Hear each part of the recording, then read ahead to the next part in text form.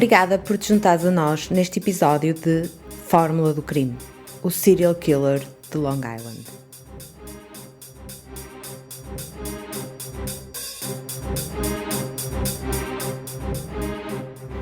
Anteriormente, em Fórmula do Crime, o serial killer de Long Island. Em março de 2022, a tal investigadora do estado de Nova Iorque usa uma base de dados de veículos e consegue chegar ao nome de um suspeito que parece preencher todos os requisitos. Rex Heuermann, o detido, mede 1,93 m de altura, tem uma constituição física larga, embora não musculada, usa óculos, tem cabelo escuro, à data dos factos possuía um Chevrolet Avalanche de primeira geração e vive desde sempre no número 105 da Primeira Avenida em Massapequa Park.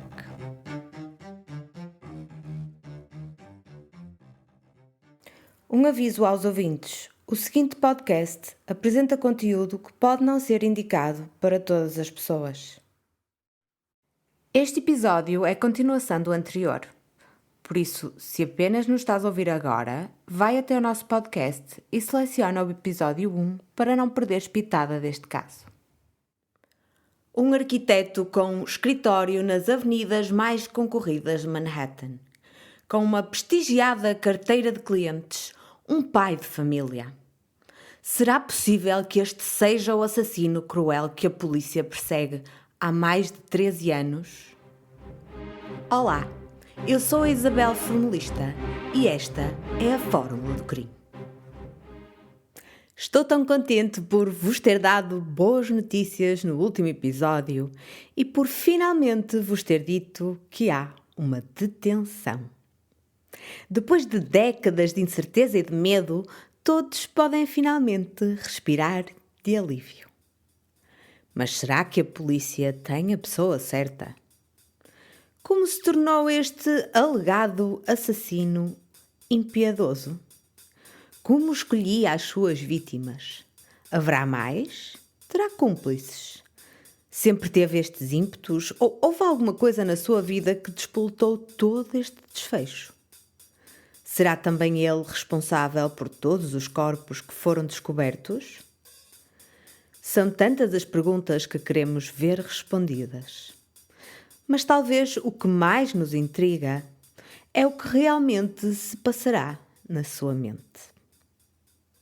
Rex Heuermann é filho do casal Dolores e Theodore Heuermann. Foi criado na moradia do casal em Massapequa Park. Frequentou o Liceu Burner, uma escola pública na mesma localidade. Os seus colegas da altura relembram que o seu dia-a-dia não era fácil. Muitas vezes era alvo de chacota e de bullying. Era um solitário e um alvo que não se integrava.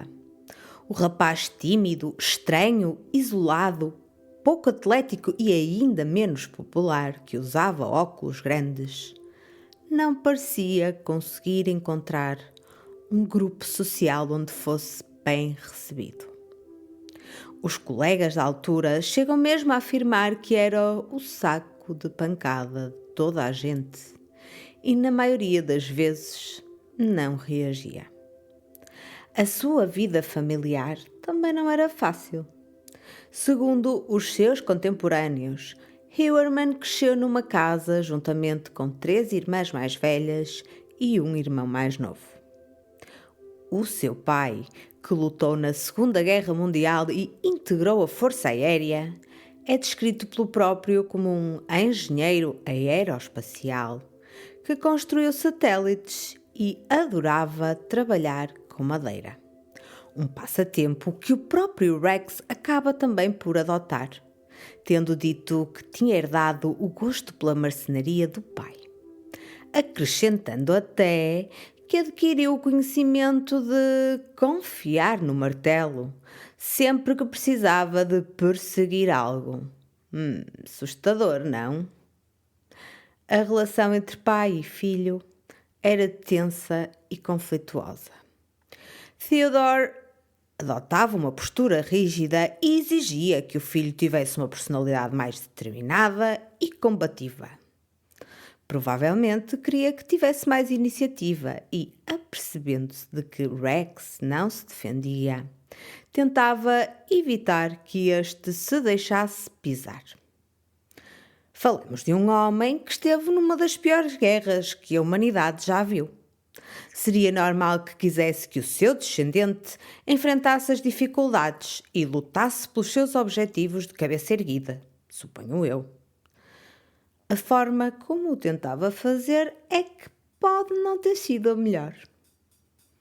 O jovem Rex reagiu fazendo o impensável. Uma vaga de assaltos a lojas pela qual seria eventualmente apanhado. Um menino tímido e assustado que sofria com pressões em casa e de bullying na escola tinha atingido o seu limite. Claramente Rex libertou a sua ira, buscou a sua vingança e quis demonstrar ao pai que, se queria determinação, iria tê-la, mas que este devia estar preparado para as consequências. Com este comportamento, o entrincheirado Rex dá um grito de revolta consciente e determinante que muito provavelmente irá mudar o curso do resto da sua vida.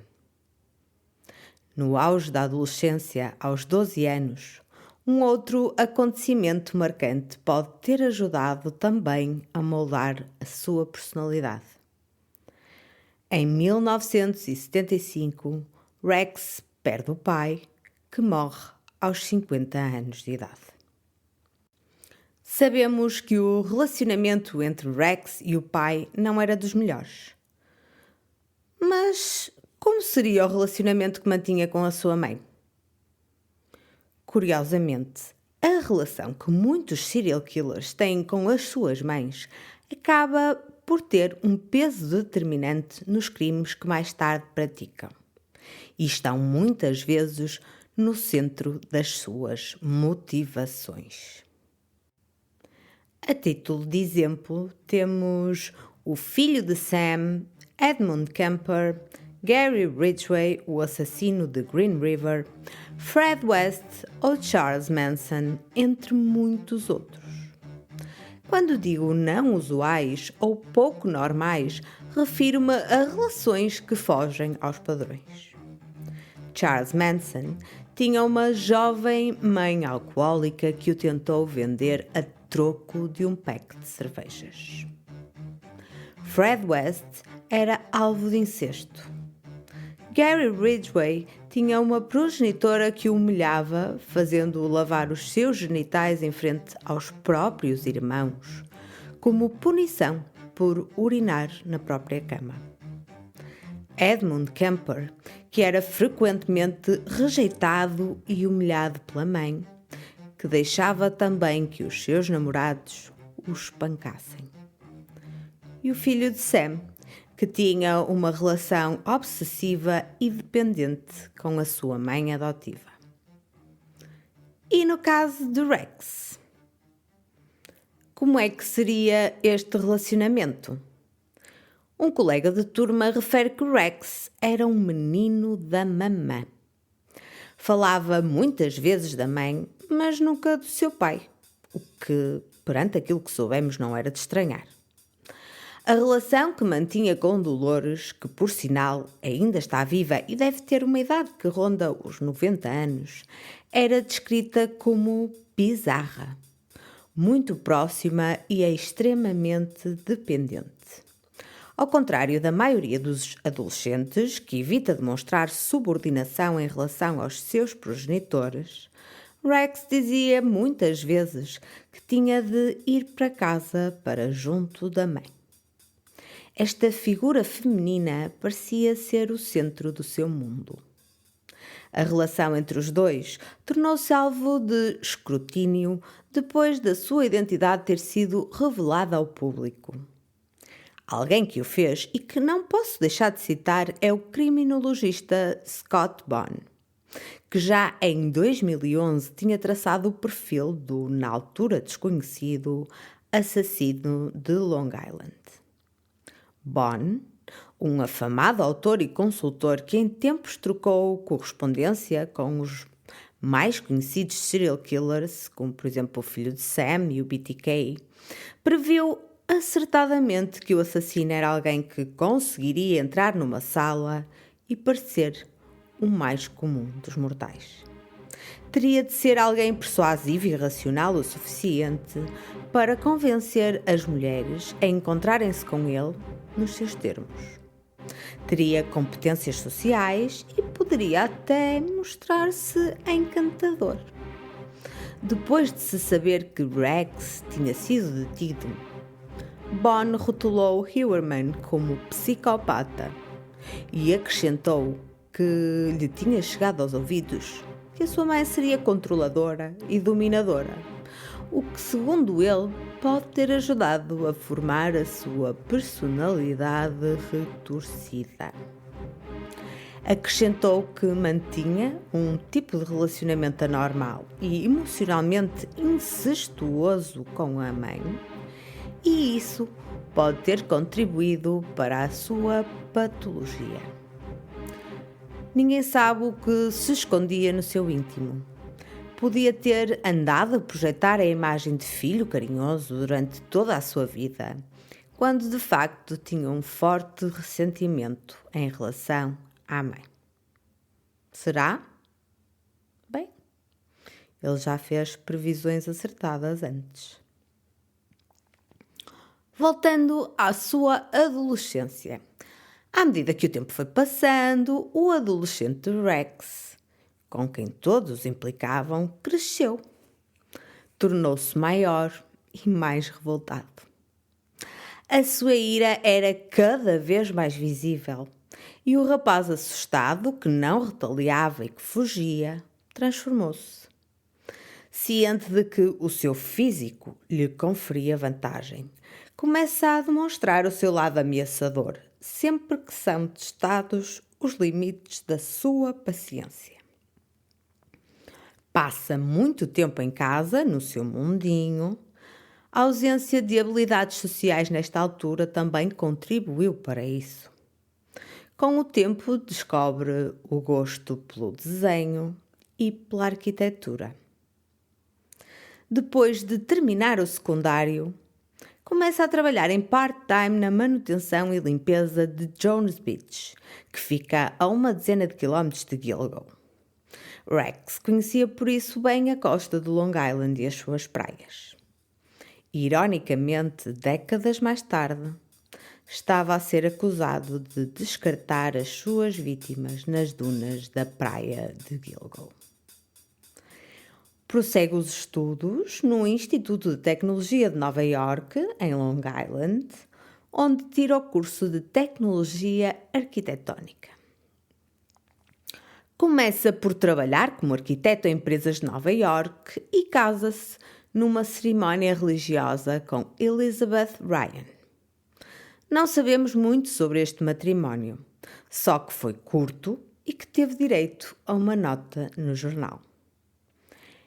Em 1994, pouco depois de se ter divorciado de Elizabeth, Rex decide comprar a casa onde cresceu, em Massapequa Park, à mãe, e onde viveu até há bem pouco tempo por $170 mil.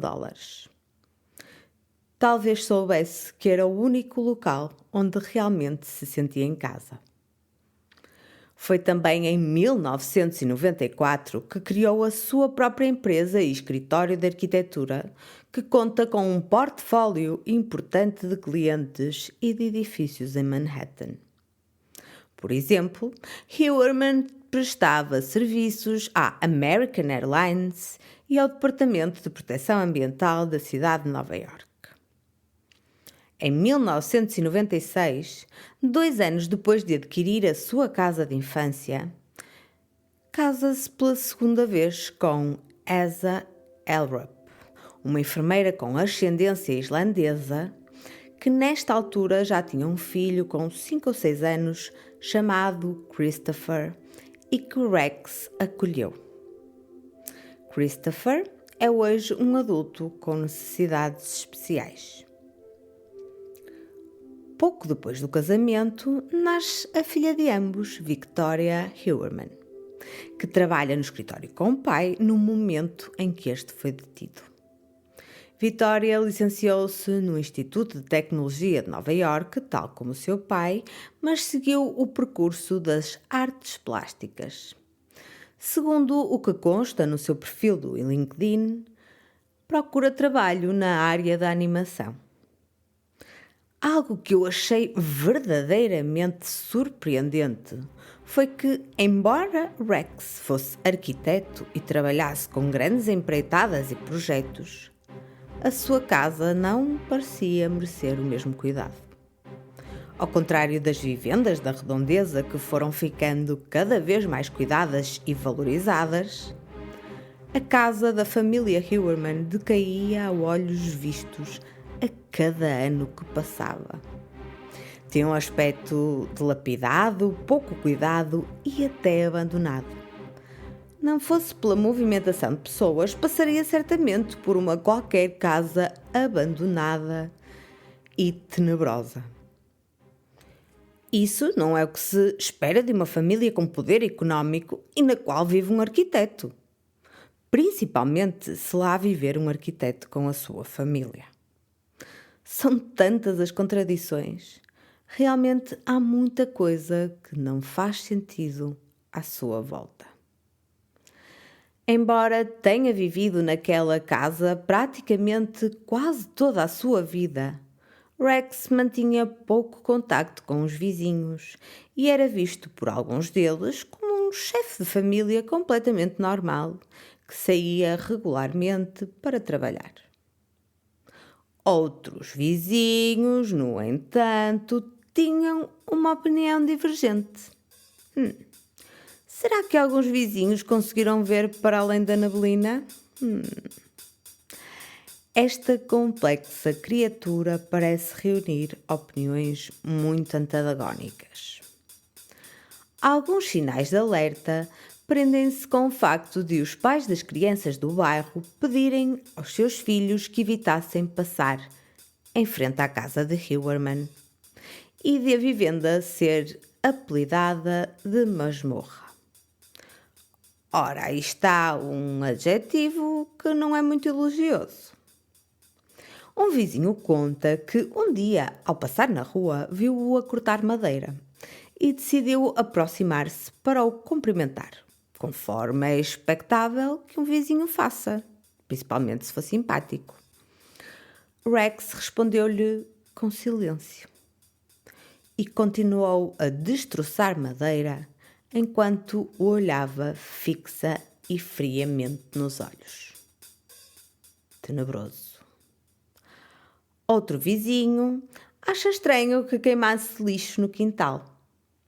Um outro teve de o repreender por estar a espiar a sua esposa ou namorada. Em Massapequa, viam-no muitas vezes com aparência descuidada e com roupas que aparentavam estar sujas. Mas os relatos preocupantes não se ficam por aí. Uma residente revelou que Rex foi em tempos apanhado a roubar laranjas de uma loja. Isso mesmo, laranjas. Mas não das prateleiras habituais. Roubou as laranjas de uma zona da loja que é dedicada às crianças. Basicamente, daquelas zonas onde os miúdos ficam a brincar enquanto os pais vão às compras, sabem? Quando foi confrontado pelos empregados, respondeu: se tivesse vestido com o fato que costumo usar diariamente, não falavam comigo dessa maneira. Dito isso, dirigiu-se calmamente para a saída, levando consigo as 5 ou 6 laranjas na mão. E não as pagou. O staff ficou de boca aberta. E nós, por aqui também. Que lata! Isto lembra-me do Rex adolescente que assaltou as lojas só para desafiar o pai. Sem necessidade nenhuma. Só mesmo para chocar. Há imensos relatos que apontam para um comportamento desajustado de Huberman. Um homem que também morava na zona conta que o quintal de um dos seus amigos faz fronteira com o quintal de Rex e que, por várias ocasiões, comentavam que ele provavelmente enterrava lá corpos. Podemos só por isso perceber o tipo de imagem que projetava aos que o rodeavam. Seria um comentário apenas jocoso ou realmente estavam a falar a sério?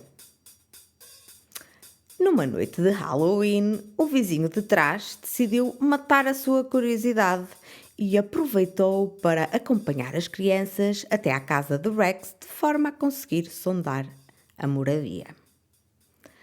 Afinal, naquele dia, tinha a desculpa perfeita. Como todos nós sabemos, tradicionalmente nesta noite, as crianças percorrem as ruas das vizinhanças e tocam à porta, perguntando se o residente ou quem está nas casas opta por entregar uma doçura ou sofrer uma travessura. Nesse dia, o gigante recebeu o vizinho e as crianças à porta, cumprimentou-os e surpreendeu-os, entregando aos miúdos abóboras recheadas de doces. A reação deixou o vizinho de boca aberta. Só que uma das mães, quando descobriu a proveniência dessas abóborinhas, decidiu deitá-las imediatamente fora e não deixou que o seu conteúdo fosse consumido. Tal era a desconfiança que o Rex despertava na comunidade. Agora estou aqui a lembrar-me de uma coisa e vou fazer um pequeno à parte. Vocês sabiam que há muita gente mal intencionada que aproveita a noite de Halloween para oferecer doces contaminados com substâncias nocivas? Parece mentira, não é? Afinal de contas, são crianças. Quem é que poderia querer fazer-lhes mal? Mas é verdade. Infelizmente. Há quem diga que é um mito. O certo é que muitas agências policiais alertam anualmente para o problema quando a data se aproxima e pedem que todos fiquem atentos a qualquer doce que não pareça vir na sua embalagem original ou usual. Há casos em que foi encontrado veneno, lâminas, agulhas, enfim, uma panóplia de coisas. Houve até um caso, na década de 70, que finalmente convenceu o país de que esta ameaça não era apenas um mito assustador típico da Noite das Bruxas. Quando um homem colocou cianeto nos doces que ofereceu a 5 crianças, onde estava incluído o seu filho. E porquê é que ele fez isto? Fez isto para retirar as suspeitas sobre ele, não é? Porque não envenenou só o filho, mas mais outras crianças do bairro, de forma a recolher os seguros de vida que ele tinha feito ao seu filho. E caso estejam a pensar qual foi o seu destino, digo-vos já que foi executado por injeção letal 10 anos depois do ocorrido. Se realmente o fez, não posso dizer que tenha muita pena. Esta travessura passou todos os limites. Sinto que me desviei um bocadinho do assunto. Estávamos, portanto, a falar dos relatos dos vizinhos que nos deixam vislumbrar, vamos chamar aqui o Rex de Massapicua. O mais interessante é conseguirmos também ter um vislumbre do Rex de Manhattan, não acha? Um gestor de propriedades que trabalhou durante 30 anos com Huberman diz que era uma joia. Era um ser extremamente inteligente. Descreveu-o como um gigante brincalhão que tinha traços de nerd, portanto, um bocadinho cromo, e que demonstrava ser um trabalhador dedicado e minucioso naquilo que fazia. Por outro lado, o antigo presidente de uma associação de moradores que contratou Huberman para fazer renovações no edifício disse que ele exibia aquela atitude de sabichão. Basicamente, ele era o especialista e deviam todos ficar contentes por poderem recorrer aos seus serviços. Humildade acima de tudo. Para além disso, ressalvam que era um tipo de pessoa realmente fria e triste, com uma personalidade distante e esquisita. Resta dizer que Rex não chegou a acabar o seu trabalho, foi demitido por ser demasiadamente fastidioso e contraditório com toda a gente. Este homem era do contra, pronto, não há nada que possamos fazer. As pessoas que trabalhavam com ele também têm uma palavra a dizer. Um agente imobiliário com quem colaborou confessou que Huerman era muito assertivo, tendendo até a ser agressivo, e salientou que não era nada fácil lidar com o arquiteto.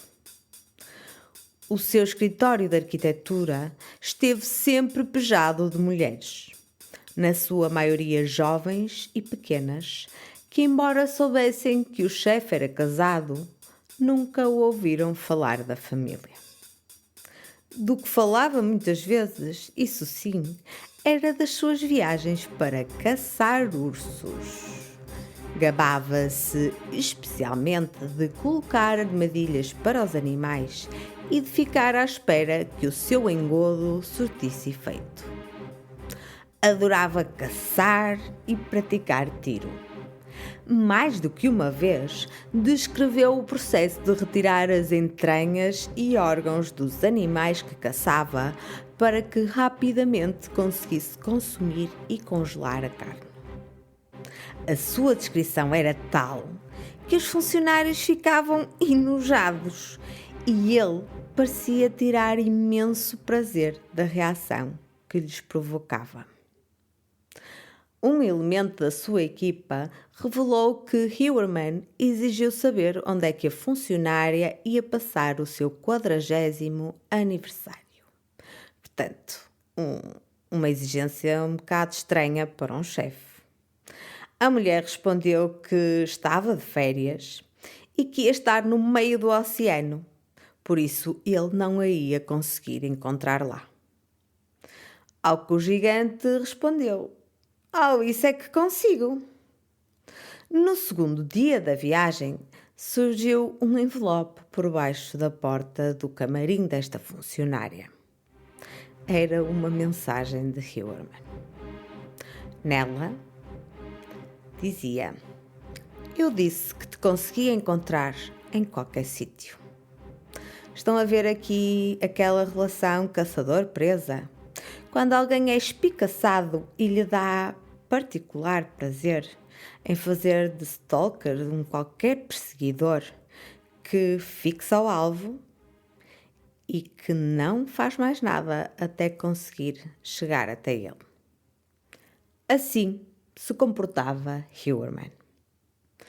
Mas ele não seria a primeira pessoa da família a ter encontros com a lei. Anos antes, mais precisamente em 1988, portanto há bastante tempo, Craig Huerman, o seu irmão mais novo, foi condenado pelo crime de homicídio negligente. Craig, na altura com 22 anos, foi condenado por ter causado um acidente frontal que matou um capitão da polícia. Na altura seguia ao volante embriagado. O seu nível de álcool do sangue era cerca de 20 vezes superior ao limite legalmente permitido e alegadamente também teria consumido cocaína. Infelizmente, ver um homem na casa dos 20 bêbado ao volante é bastante comum e pode ter consequências desastrosas. Bem dizer, pode ter consequências desastrosas em qualquer idade, não é? Mas pessoas mais novas têm menos tendência a avaliar a perigosidade de um qualquer ato. De qualquer maneira, nunca é demais relembrar: se beberem, não conduzam. Chamem um táxi, peçam a alguém conhecido que vos vá buscar, durmam no hotel, durmam em casa de um amigo ou sei lá. chamem um Uber, mas nunca deixem que um dia de divertimento se possa tornar no pior dia das vossas vidas ou da vida de outros. Nós falamos muitas vezes em serial killers ou em assassinos em série.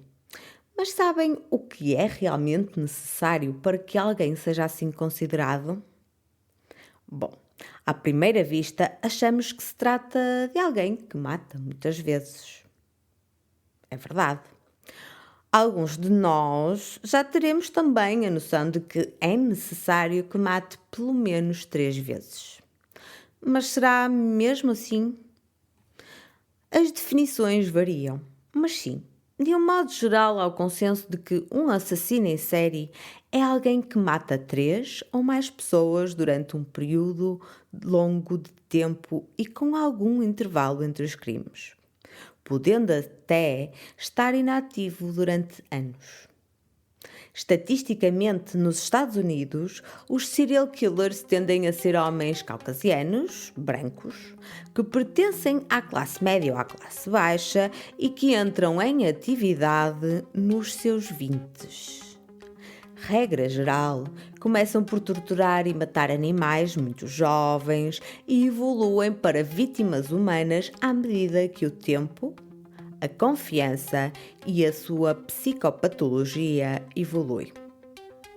Apresentam muitas vezes comportamentos antissociais, não conseguem sentir remorso, culpa ou empatia, mentem, são irresponsáveis, podem demonstrar agressividade e podem não se comportar de acordo com as normas sociais. Alguns têm obsessão pelo fogo, mas o que realmente lhes dá prazer é ter nas suas mãos o controle absoluto da vida das outras pessoas. Há vários tipos de serial killers e todos têm as suas particularidades. Nenhum é exatamente igual ao outro. No caso do assassino em série de Long Island, trata-se de um assassino categorizado como organizado. Este é o tipo mais difícil de ser identificado e apanhado.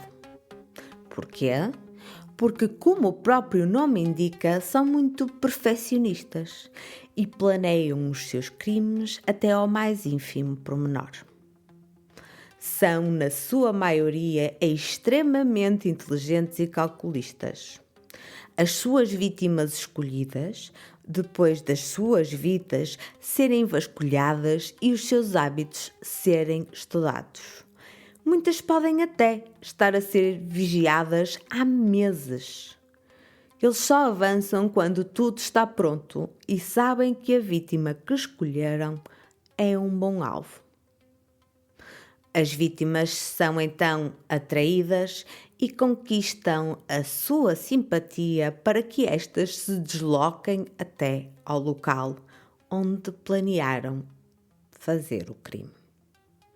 Aí, cometem-no tal e qual conforme tinham idealizado e planeado tantas e tantas vezes na sua cabeça. Fazem tudo para não deixar pontas soltas. Os corpos são encontrados muitas vezes só quando eles próprios assim o desejam. Este tipo de assassino em série encara as mortes como se fossem uma espécie de obra-prima ou de missão. Tiram imenso prazer da tortura e da morte em si, mas também se regozijam por escaparem à justiça. Revivem os momentos do crime uma e outra vez na sua cabeça. Podem guardar consigo troféus, que são lembranças ou recordações que os ajudam a dar mais realismo às cenas que guardam na sua memória. Têm muito orgulho dos seus crimes. Seguem de perto as notícias para os acompanhar e saber o que dizem do seu crime. E muito embora não queiram ser apanhados, ficam ofendidos quando os crimes são imputados a outros autores. Não é raro que as vítimas escolhidas pelo assassino em série sejam prostitutas. Se pensarmos bem, são há muito membros marginalizados da sociedade. Muitas perderam já o contacto com as respectivas famílias e as forças policiais tendem muitas vezes a ignorar as comunicações dos seus desaparecimentos. São por isso as vítimas perfeitas. Ninguém vai sentir muita falta delas e o esforço para as procurar também não será muito grande. Se estivéssemos a falar de mulheres caucasianas de classe média com família estruturada, provavelmente a atuação das forças policiais seria mais célere e incansável, já que a própria população exigiria respostas mais rápidas. Lamentavelmente, é assim. Acho que tem vindo a melhorar, mas ainda é muito assim. Demasiado. Se Rex é realmente o assassino em série de Long Island, o perfil das suas vítimas encaixa perfeitamente no expectável. O seu perfil também não diverge muito da maioria dos assassinos em série. Mas até agora, Heuermann ainda só foi acusado dos assassinatos das 4 vítimas de Gilgo. Será que ele também é o responsável pelas outras mortes? Não posso dizer com certeza, mas há algo que me deixa a pensar. E vou aqui compartilhar convosco. Aqui vai. Rex nasceu em 1964. Em 2007, quando a primeira das 4 mulheres desapareceu, a Maureen, ele teria cerca de 43 anos. Como já vimos antes, o normal é que comecem a concretizar os seus ímpetos por volta dos 20. Mais ano, menos ano. Se nos pudermos fiar nestas estatísticas, não só seria muito tarde para começar os assassinatos, como muito provavelmente já teria um longo rol de vítimas.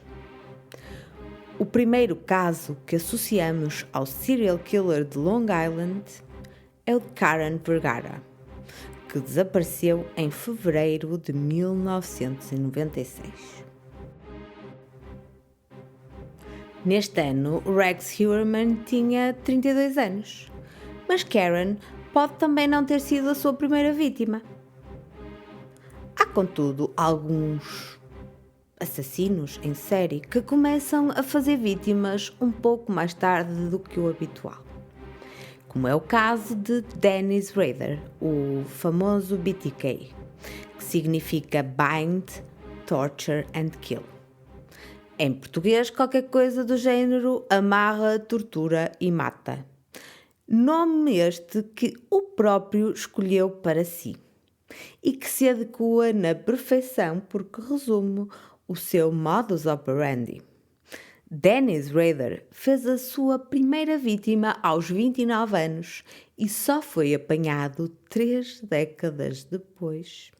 E por sua própria culpa. Será que Rex também começou a sua vaga de assassinatos mais tarde?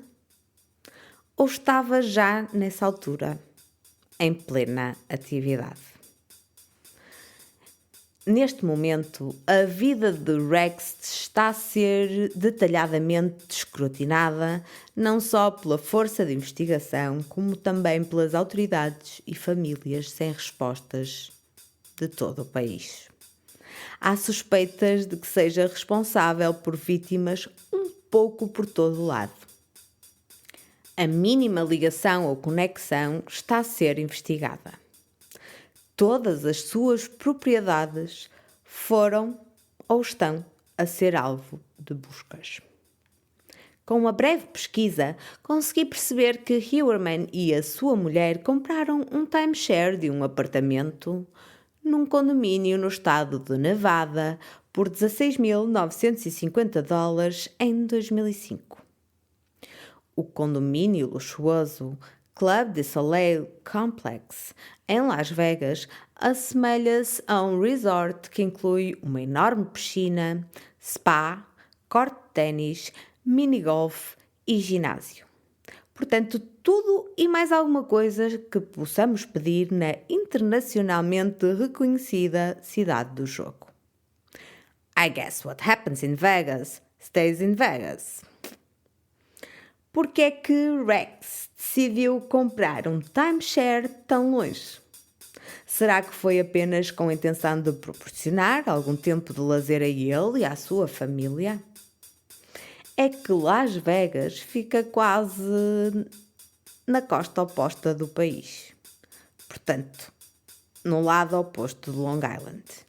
Visitaria o local acompanhado ou sozinho? Permaneceria por muito tempo? E por fim, terá feito por lá alguma vítima? Pois, não sabemos. Hillerman possui também um lote de terreno em Chester, no estado da Carolina do Sul, onde planeava passar os anos da sua reforma perto do seu irmão Craig. A propriedade de 20 mil metros quadrados foi adquirida em 2021 por $154 mil. Na entrada da propriedade, no número 1031 de Rippling Brook Drive, há um enorme sinal tenebroso com caveiras que claramente diz que a entrada é proibida e está vedada a todos os que não possuam um mandado. Mas quem é que coloca isto na porta? Uma coisa é dizer que é propriedade privada e que não podem entrar. Agora, dizer que ninguém pode entrar se não tiver mandado é um bocado doentio, não? Para além disso, a propriedade é guardada por cães de grande porte. Os vizinhos de Chester referem que Craig, que passa mais tempo na propriedade, lhes falava frequentemente de Rex e dos seus planos para comprar mais propriedades na zona. O plano de Rex seria comprar todos os terrenos dos vizinhos e ficar sozinho naquela área. Neste momento já tem 2 outras propriedades, em Rippling Brook e em Looking Glass Drive, que custaram à volta de $150 mil cada. Chester é uma povoação rural que fica a cerca de 80 km de Charlotte. Portanto, Charlotte, na Carolina do Norte. Isto quer dizer que Chester fica mais ou menos ali na fronteira entre as 2 Carolinas, mas pertence à Carolina do Sul. Um vizinho desta propriedade já teve alguns problemas. Não com Rex, mas com Craig Hillerman, quando num domingo decidiu cortar a relva. E Craig se aproximou por trás e lhe bateu com um tubo de metal. O vizinho acabou por chamar a polícia depois da sua mulher o ter convencido a não lhe dar um tiro. Ora, muito bem, cá está uma mulher inteligente. Quando a polícia foi pedir satisfações a Craig, limitou-se a dizer aos policiais que já o tinha avisado para não cortar a relva aos domingos. Mas esta família é toda maluca. Ninguém parece estar no seu perfeito juízo. Passam-se assim por dar cá aquela palha. São um perigo, esta gente é maluca. Escusado será dizer que o vizinho optou por manter a distância, e muito bem, e evitar qualquer contacto devido à instabilidade da personalidade de Craig. Será que este irmão também partilha os mesmos problemas de Hillerman? Terá as mesmas tendências homicidas? Já sabemos que matou um homem, mas apesar de ter sido um ato negligente e de estar sob efeito de substâncias, não foi algo premeditado. E isso foi lá atrás, há muitos anos. Será que Craig é cúmplice do irmão? Poderemos estar na presença de uma irmandade de assassinos. Bem, quando achamos que as coisas não podem piorar, eis que somos surpreendidos. A minha mente está a mil. Continuando. Para além destas propriedades e da vivenda da família, Rex usava também 2 unidades de armazenamento em Amityville, perto de Massapequa Park, que foram vasculhadas pelas autoridades, e alugava um espaço num edifício de escritórios de luxo na Quinta Avenida. Upa!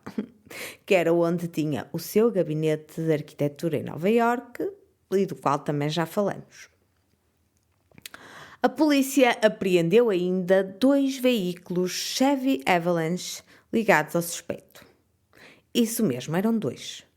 Um estava na propriedade da Carolina do Sul, e esse eu acho que seja mais provável de ser o Chevy Avalanche que foi visto pelas testemunhas no dia em que Amber Costello desapareceu, e o outro na vivenda da família em Massapequa Park, de onde retiraram também quase 3 centenas de armas de fogo. Mas porquê é que eu acho que os 2 carros que têm o mesmo modelo, o que foi apreendido na Carolina do Sul é o que foi visto pelas testemunhas no dia em que Amber desapareceu? Bem, eu quanto a mim, acho que ele tinha medo que alguém reconhecesse o carro e soubesse e chegasse até ele, portanto decidiu colocá-lo num lugar completamente inacessível, dentro dos muros da propriedade, e comprar um outro para que, se houvesse buscas ou apreensão, ele não fosse ligado às vítimas. Portanto, essa é a minha linha de pensamento. Agora, se foi isso ou não, não sei. Pronto, é uma especulação. Rex Heuermann é um mistério que começa só agora a ser desvendado. A sua vida e a sua mente vão ser alvo de estudos durante as próximas décadas. Não tenho qualquer dúvida relativamente a isso. Há que compreender a sua mente, os seus comportamentos e a forma como toma as suas decisões. Temos de perceber quais são os gatilhos que despoletam este tipo de comportamentos para evitarmos que mais pessoas sigam por estes caminhos, ou então, no mínimo, para identificarmos estes criminosos mais cedo e evitarmos que atuem durante décadas, deixando um rastro de sofrimento e de angústia que nenhuma família deveria ter de sentir. Rex, o arquiteto nascido e criado em Long Island, que trabalha desde sempre na mais prestigiada Avenida de Nova York, mesmo ali pertinho do Empire State Building, tinha uma fórmula que iludiu todos os que o rodeavam e que lhe permitiu cometer crimes, enquanto permanecia no anonimato. Até agora, quando a sua fórmula do crime começou a ser desvendada. Rex Heuermann, I'm an architect, I'm an architectural consultant, I'm a troubleshooter, born and raised on Long Island. Okay. Been working in Manhattan since 1987. Pois é, Rex, nós por cá também somos solucionadores de problemas.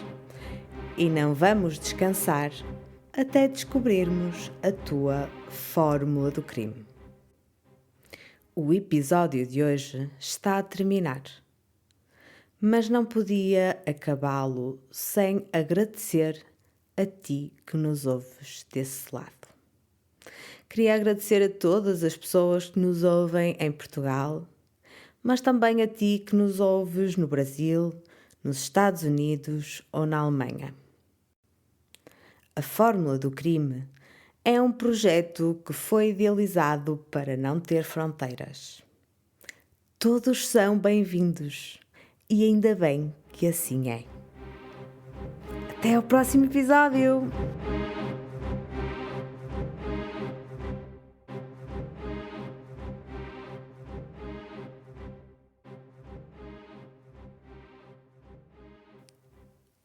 último aviso, assim, muito rápido. Se por acaso queres conhecer os rostos que se escondem por trás dos nomes, ou então ficar com uma imagem mais consolidada das propriedades e das pessoas que fazem parte dos nossos episódios, para poderes completar uma imagem na tua cabeça mais realista, vai até às nossas páginas das redes sociais. Estamos presentes no Facebook, no Instagram e no TikTok. Vai até lá, dá uma espreitadela e fica a conhecer tudo aquilo que temos para te mostrar. Esta foi uma produção de Fórmula do Crime, a equipa que te traz os crimes reais em português.